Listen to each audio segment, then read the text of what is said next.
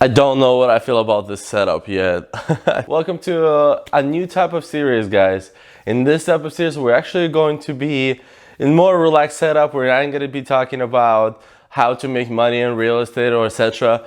We're actually going to talk about certain things that you will go through in your business journey and how you should deal with it. And my suggestions, I'll be giving you guys some suggestions on books, on other things, how I, develop habits, how I stay organized, a lot of different things that I feel like young entrepreneurs or just in general beginner entrepreneurs might be struggling with. And I don't even think even beginners. I think that even over the time I've seen people that have been in a business, doesn't matter what kind of business it is, they struggle with certain things. And I'm not saying I know everything, but I definitely have dealt with a lot that I think, and I've learned a lot. And today we're actually going to discuss how to deal with a lot of anxiety and worries and etc. that could come with being an entrepreneur. A lot of people don't tell you this. When you start the business journey, they don't tell you that you're going to be dealing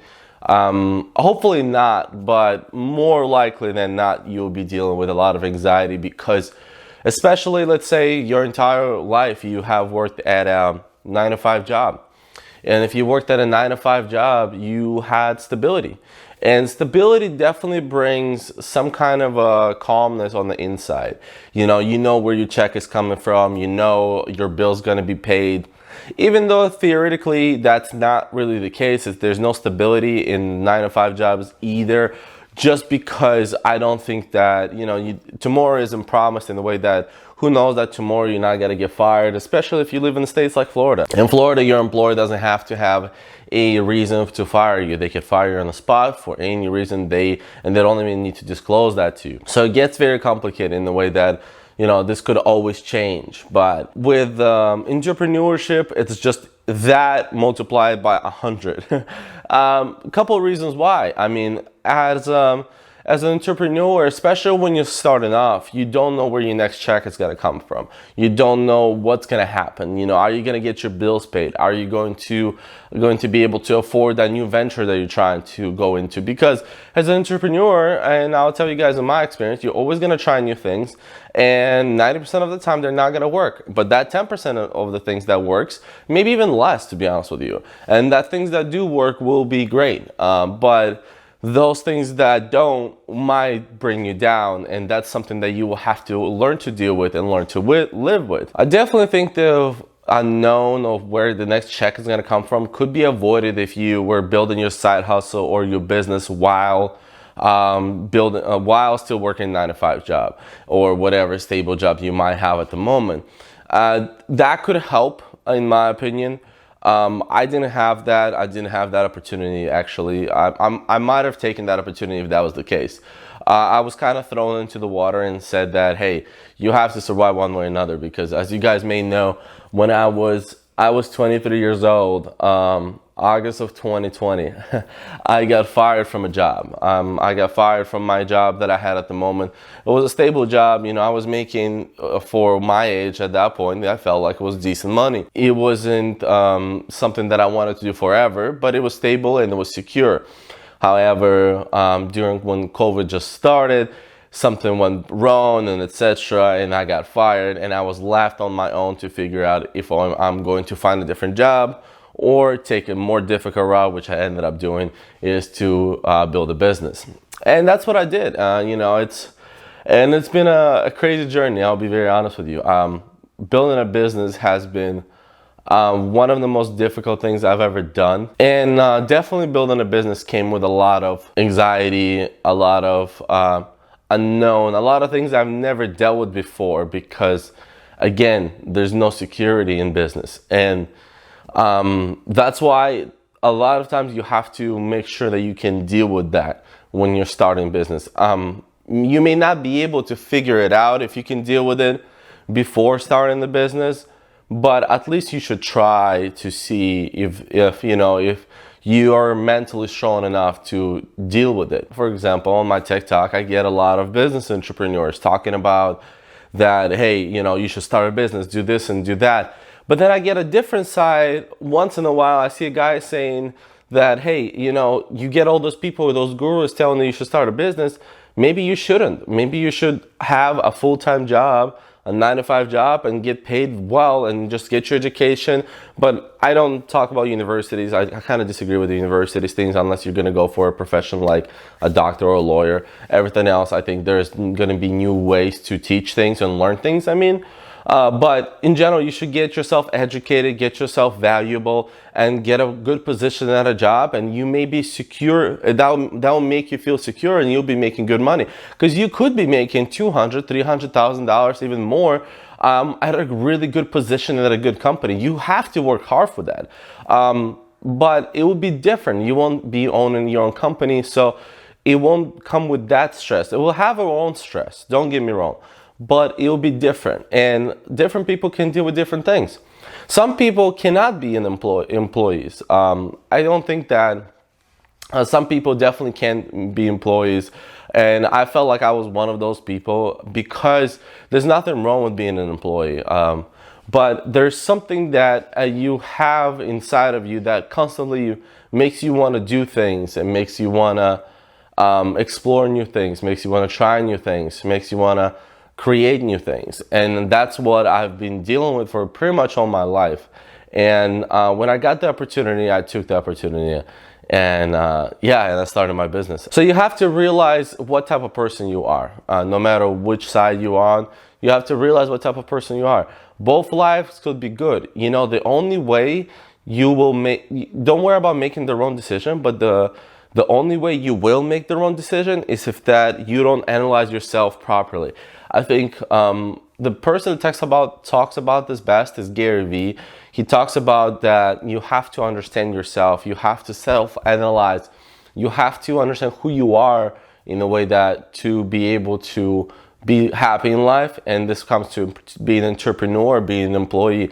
You have to understand what you're okay with dealing with when it comes to business. Another thing that will happen a lot as an entrepreneur, you will have a lot of things that will happen in your life that you won't be able to control. And they happen in general in life. And I think you have to learn how to deal with them no matter what. But when it comes to being a businessman, businesswoman, I think that you are in the situations, you're trying to make deals, you're trying to sell product, you're trying to sell this. There's so many connecting links that in your business, there will be a lot of things that's not going to be controlled by you. So you may try to affect it in the best way possible, and you may try to create what you think is the best outcome possible, but a lot of times that will fail, and that's just part of the business. And you have to be mentally ready that will fail. That's another thing that a lot of people don't tell you when you start a business. You have to understand that there's so much that goes on into building a successful business.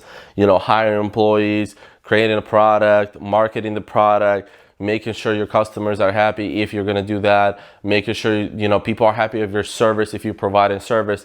All those things, there's a lot going on. And in the ideal world, you would think that, hey, I'm doing my best. It means that the outcome is going to be great. Not particularly the case. The case is that you will do your best, and that's the only thing you can do. You have to teach yourself that, and have to understand that the best thing you can do is just do your best. And because everything else that's gonna come along the way that may not be the outcome you wanted, or may not be the situation you wanted, are the things that you won't be able to control. I've learned to just say, hey, I'm gonna do my best, and when I look back into the situation, I wanna make sure that I feel like I've done my best.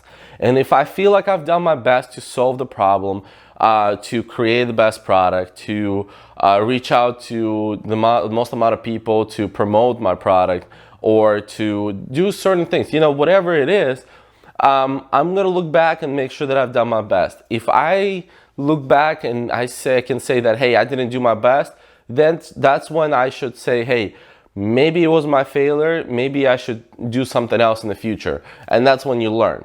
But in general, just every single day, just try to do your best, and that's really the only thing you could do. Another thing that every entrepreneur should do, in my opinion, I actually just recently had a talk with one of my friends, and she's also an entrepreneur. She's also building a business, and I think we are so focused on our futures, and a lot of people are. It doesn't have to be an entrepreneur type of thing, but entrepreneurs especially, because we're constantly thinking about building different thing, different upcoming event, different upcoming thing that we have to do. You know, I have a notebook of ideas that I write probably 5 ideas a day of things that I can come up with that I want to do.